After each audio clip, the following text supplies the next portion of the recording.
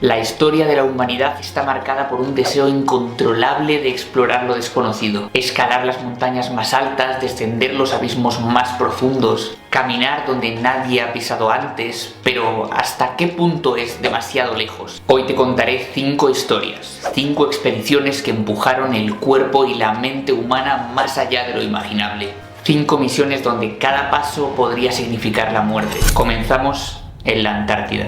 Dicen que en el frío extremo la muerte no se siente. Primero los dedos dejan de responder, luego la piel pierde su color, y cuando el frío finalmente te atrapa, lo único que recuerdas es una extraña sensación de calma. Bors Ausland y Mike Horn no tenían margen de error. Unos intrépidos aventureros cuyo objetivo era recorrer 4.000 kilómetros en 57 días, es decir, cruzar la Antártida sin ningún tipo de asistencia en invierno, cosa que nunca antes había intentado nadie. Comenzaron la travesía con 180 kilos de equipo cada uno, arrastrado en trineos, comida, combustible, tiendas de campaña, lo justo para sobrevivir, nada extra. Cada gramo contaba en una expedición donde la energía se agotaba en cada paso. Desde el primer día el viento era un monstruo invisible, rugiendo a su alrededor con una fuerza que podía perfectamente tumbar a un ser humano. Las ráfagas superaban los 150 km por hora, arrastrando partículas de hielo que golpeaban sus cuerpos como si fueran cuchillas. Pero lo peor era la oscuridad.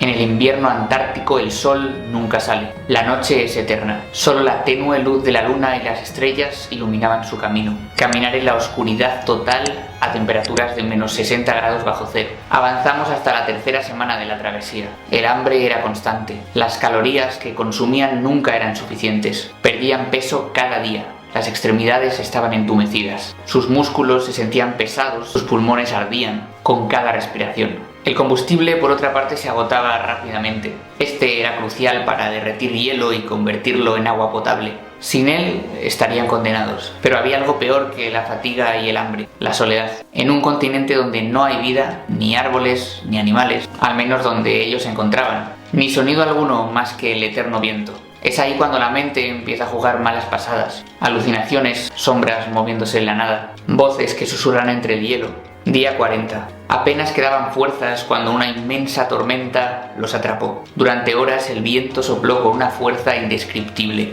La tienda de campaña temblaba como si fuera de papel. Cualquier error al instalarla y habrían quedado totalmente expuestos ante el frío letal. El simple hecho de salir a orinar significaba riesgo de congelación. Si los guantes se deslizaban, si la piel tocaba el metal de los utensilios, la carne se pegaba como si fuera pegamento. Pero a pesar de la tormenta debían seguir avanzando. Sus provisiones se reducían peligrosamente, por lo que la decisión era clara: seguir adelante o morir. Finalmente, gracias a muchísima fuerza de voluntad, consiguieron superar este paso. Día 57. Después de un largo, arduo camino, alcanzaron su destino. Sus cuerpos estaban al límite. Ausland apenas podía sostenerse en pie. Horn tenía heridas abiertas en la piel debido al frío. Habían perdido más de 15 kilos cada uno, pero lo había logrado. La montaña que devora hombres. A 8.611 metros sobre el nivel del mar, el aire es tan delgado que cada respiración es un esfuerzo titánico. La nieve bajo tus pies no es firme, sino traicionera. Y en cualquier momento la montaña puede decidir que no eres bienvenido. El Everest es la montaña más alta del mundo, pero el K2 es la más mortal, también ubicado en los Himalayas, pero muy diferente al otro. Hoy te cuento la historia de 11 escaladores que en agosto del 2008 intentaron subir este pico. Era una expedición ambiciosa. Alpinistas experimentados de varios países decidieron que aquel verano de 2008 era el momento perfecto para intentar la cumbre. Entre ellos, hombres y mujeres que habían escalado las montañas más letales del planeta. Pero el K2 no es como las demás montañas. Su ascenso es una prueba de resistencia extrema. Laderas empinadas, temperaturas bajo cero y la amenaza de constantes avalanchas. Comenzaron el ascenso bastante bien. Todo iba según lo planeado. Cada día avanzaban lo que tenían establecido y la gente se encontraba como en otra situación subiendo otro pico cualquiera. Iban pasando dificultades, pero nada del otro mundo. Era un ascenso rápido. En 3 días debía estar hecho. Al final del primer día ya prácticamente podían ver la cima con sus ojos. Día 2. El grupo comenzaba el ascenso final. Llegaban al cuello de botella, la sección más peligrosa del K2. Una pared de hielo inclinada a más de 70 grados con enormes bloques de hielo y nieve suspendidos prácticamente en el vacío, esperando el momento perfecto para caer. Entonces ocurrió. Un bloque de hielo del tamaño de un edificio se desplomó sobre la ruta. Ocurrió la avalancha.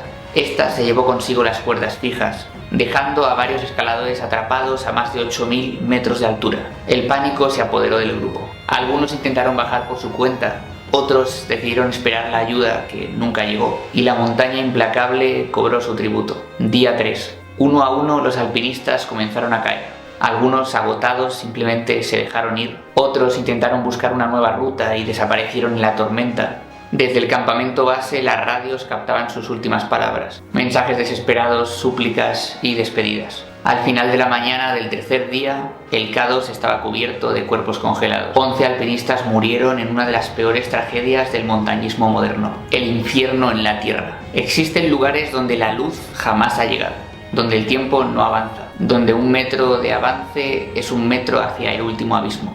Se puede subir montañas, pero hay quienes buscan no escalar, sino más bien lo contrario: descender, internarse en la tierra, hundirse en sus entrañas, llegar hasta donde ningún ser humano debería estar. En 2004, un grupo de espeólogos emprendió la misión más ambiciosa jamás intentada: descender hasta el punto más profundo conocido del planeta. Un viaje a las tinieblas, el viaje a la cueva Kruvera Voronja. Situada en el macizo de Arabica, en Georgia, la cueva Kruvera Voronja es la más profunda del mundo. Un coloso subterráneo de más de 2.200 metros de profundidad, con un laberinto de túneles, pozos subterráneos y pasadizos sumergidos en la más absoluta oscuridad. A diferencia de otras cuevas donde un descenso puede durar varias horas, explorar Kruvera Voronja puede durar varias semanas. Es una lucha constante contra el frío, la claustrofobia, la falta de oxígeno y el miedo a quedar atrapado en la tierra para siempre. Pero el equipo de espeólogos estaba decidido. Sabían los riesgos y aún así bajaron. Día 1. La expedición partió con un equipo altamente entrenado. Llevaban provisiones suficientes para sobrevivir varias semanas: trajes térmicos, cilindros de oxígeno y equipo de escalada especializado, ya que aunque estés descendiendo y no ascendiendo, también lo necesitas. Llegaban a las primeras secciones de la cueva. Estas eran amplias, con formaciones rocosas imponentes y túneles que parecían sacados de otro mundo, pero a medida que bajaban el espacio se reducía. Los pasillos se volvían más estrechos, la humedad era sofocante y el aire cada vez más denso. Avanzaban en la más absoluta oscuridad, iluminados solo por las linternas de sus cascos. Día 5. El pozo vertical. A más de 1.000 metros ya de profundidad, la cueva dejó de ser un simple descenso. Se convertía más en una caída libre. Frente al grupo de espeólogos se encontraba un pozo vertical de más de 150 metros de caída. Un túnel sin fondo, donde la única forma de avanzar era colgarse de cuerdas y descender muy lentamente, confiando en que su equipo resistiera, y obviamente sin saber qué hay al fondo. El silencio era total. No había ni viento ni eco, solo la respiración entrecortada de los escaladores, y al fondo un sonido bajo pero repetitivo de gotas de agua cayendo. Cuando el último miembro del equipo tocó fondo, ya no había vuelta atrás. Día 10. La cámara de agua helada. A 1.500 metros ya bajo la superficie, la cueva les enfrentó otro obstáculo: un pasadizo completamente sumergido de agua helada. No había otra ruta. Para seguir avanzando, debían bucear en completa oscuridad, con tanques de oxígeno que apenas les darían unos minutos de aire. Imaginad la incertidumbre de no saber qué hay al otro lado,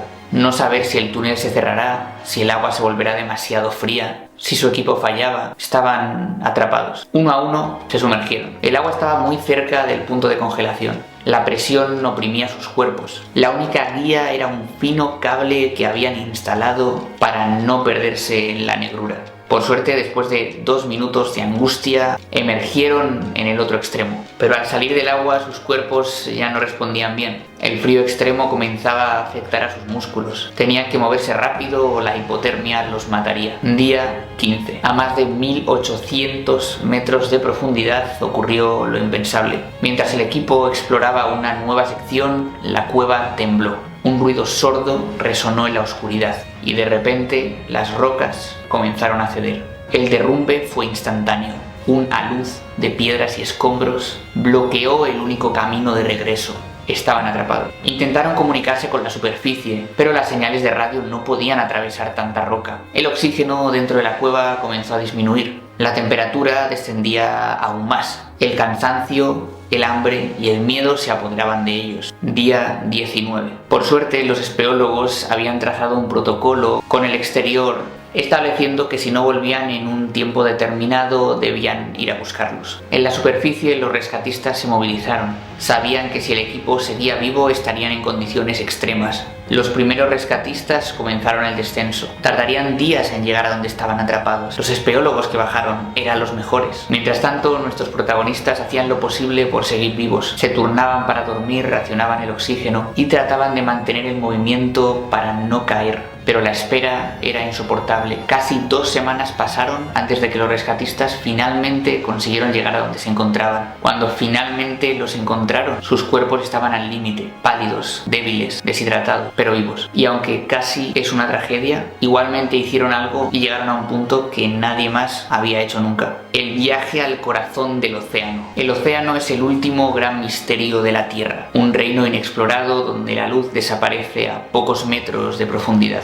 y la presión puede aplastarte como si fueras un trocito de papel. Un mundo donde el ser humano no está biológicamente hecho para sobrevivir. En 2012 un hombre decidió desafiar lo imposible, descender solo al punto más profundo del océano, más de 11 kilómetros bajo la superficie, en un lugar donde la presión es 1000 veces mayor que en la Tierra que conocemos. La fosa de las Marianas, en el Océano Pacífico, es el punto más profundo del planeta. Se conoce que son 11 kilómetros bajo el mar. La presión es tan extrema que cualquier fallo en el casco de un submarino lo haría implosionar en milisegundos. Durante décadas la humanidad conocía este abismo, aunque no toda su profundidad, pero lo evitaron. ¿Quién en su sano juicio querría acercarse a él? Solo en 1960 2 exploradores descendieron en el batiscafo Trieste. Después de eso, nadie volvió. Hasta que en 2012, un cineasta con alma de explorador decidió regresar en solitario. James Cameron, director del Titanic y de Avatar, quería ver este mundo submarino con sus propios ojos. Para lograrlo, ayudado de su equipo, pasó 7 años diseñando un submarino, el Deep Sea Challenger, una cápsula de 7 metros de altura diseñada para soportar presiones descomunales. A diferencia de los submarinos convencionales, este no era horizontal, sino vertical. Pero había un problema.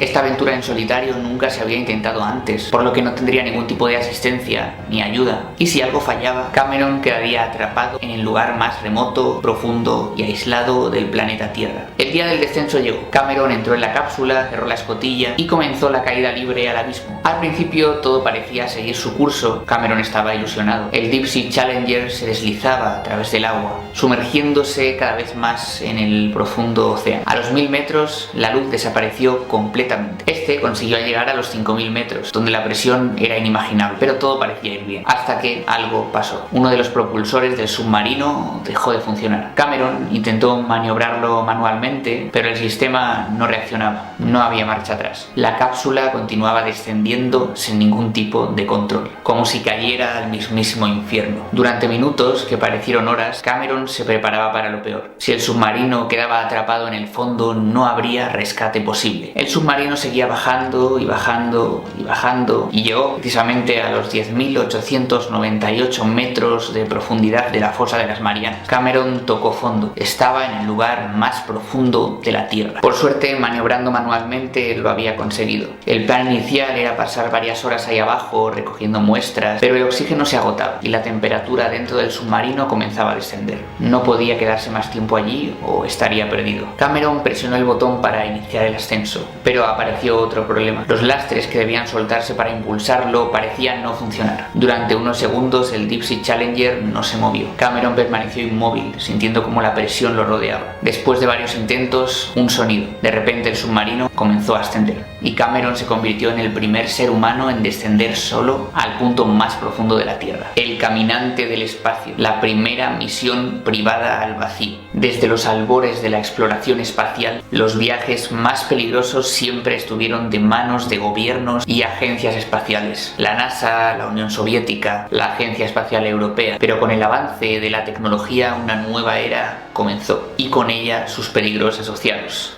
la exploración privada al espacio. Ya no solo los astronautas entrenados pueden abandonar la Tierra y viajar a otros lugares, ahora cualquiera con el coraje y el dinero necesario, el cual es mucho, puede desafiar el vacío absoluto. En 2021, 4 civiles decidieron hacer lo impensable, convertirse en la primera tripulación enteramente no profesional en realizar un viaje al espacio, sin ninguna supervisión de astronautas experimentados. Pero a veces la valentía sin planificación puede convertirse en tragedia. Septiembre 2021. 4 civiles abordaron la cápsula Crew Dragon Resilience. Su misión en teoría era simple: abordar el espacio y pasar 3 días en la órbita terrestre. Pero el espacio es implacable y no importa cuán avanzado sea el equipo, el menor error puede significar la muerte. Durante los primeros momentos del despegue todo iba bien. La nave se elevó sin problemas, atravesó la atmósfera y en cuestión de minutos los 4 tripulantes se encontraban flotando en gravedad cero, con la Tierra extendiéndose debajo de ellos como un lienzo azul infinito. Un sueño hecho realidad. Pero un problema surgió en el lugar más inesperado. Dentro de la cápsula todo estaba diseñado para mantener la vida de la tripulación. Control de temperatura, presión, oxígeno, todo debía funcionar a la perfección. Pero cuando revisaron los monitores se dieron cuenta que algo andaba mal. Los niveles de CO2 dentro de la cápsula estaban aumentando. Con unos niveles de CO2 más altos de lo establecido, los tripulantes podían perder la conciencia y morir en cuestión de minutos.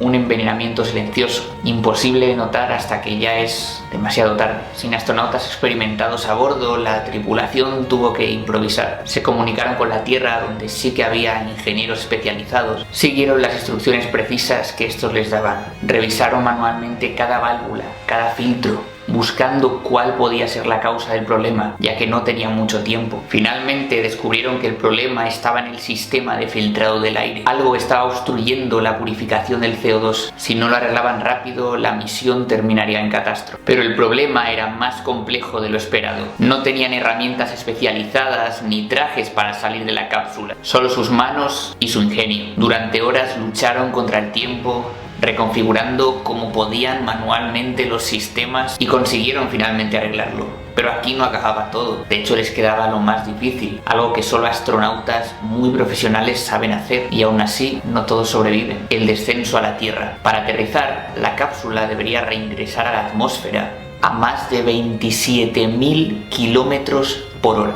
La fricción con el aire crearía temperaturas superiores a los 1600 grados centígrados, envolviendo la nave en una bola de fuego. Si el escudo térmico o cualquier otra cosa fallaba, se desintegrarían completamente en segundos. Mientras descendían, las llamas envolvieron la nave. La temperatura dentro de la cápsula comenzó a subir. Durante 4 minutos perdieron toda la comunicación con la Tierra. Nadie sabía si habían sobrevivido, pero debido al buen diseño de la cápsula, los paracaídas se desplegaron y la nave cayó suavemente en el Atlántico. Así había ocurrido la primera tripulación privada de la historia en viajar al espacio, cosa que puede abrir muchas puertas y causar muchos peligros. Muchas gracias por ver el vídeo y recuerda que si quieres aprender a viajar gratis a cualquier lugar, tienes cómo hacerlo en la descripción. Hasta la próxima.